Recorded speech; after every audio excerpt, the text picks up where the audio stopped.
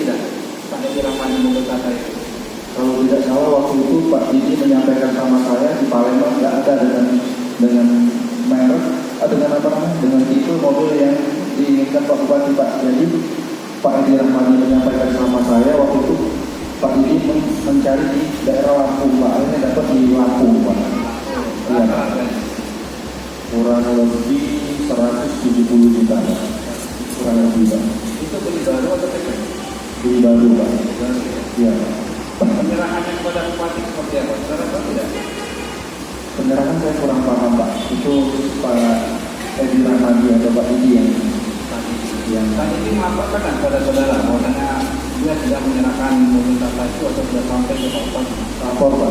Lapor. Lapornya ke Bos itu mobil sudah saya kasih sama Reja katanya. Reja. Iya. Reja. Ajudan itu Pak. Seperti itu ya. Iya. Kalau untuk Pak Bupatinya ada konfirmasi kepada saudara atau saudara konfirmasi ke Pak Bupati terkait penyerahan mobil Tata itu? Tidak ada Pak. Tanggal 7 Januari ya, dan saudara katakan tadi penyerahannya di Palembang ya? Iya. Pak, terkait dengan jalannya sidang tadi itu bisa diceritakan dulu dari inti dari sidang hari ini. Inti hari ini keterangan artinya terdakwa memberikan keterangan terkait pemberian uang kepada Pak Ahmad Yani kepada pihak-pihak lainnya sesuai dengan dakwaan. Pak, gini, tadi kan kalau info yang saya dengar kan KPK Pusat sudah memeriksa sebanyak 5 orang anggota DPRD Muara Enim, Pak ya.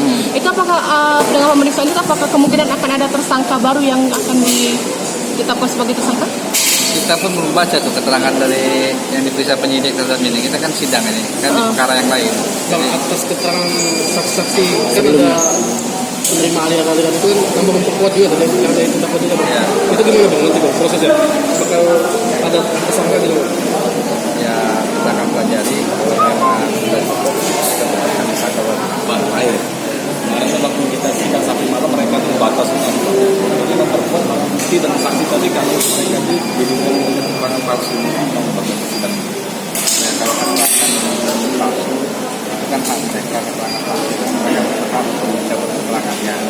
Nah, apakah keterangan palsu atau tidak kita lihat dari fakta-fakta di persidangan yang lain. Tapi sebagai hal fakta yang menarik bahwasanya kita juga punya alat bukti yang sangat yang lain bahwasanya ada pemberian kepada pihak lain. Nanti kita pelajari kalau memang sudah cukup tidak menutup kemungkinan tersangka baru.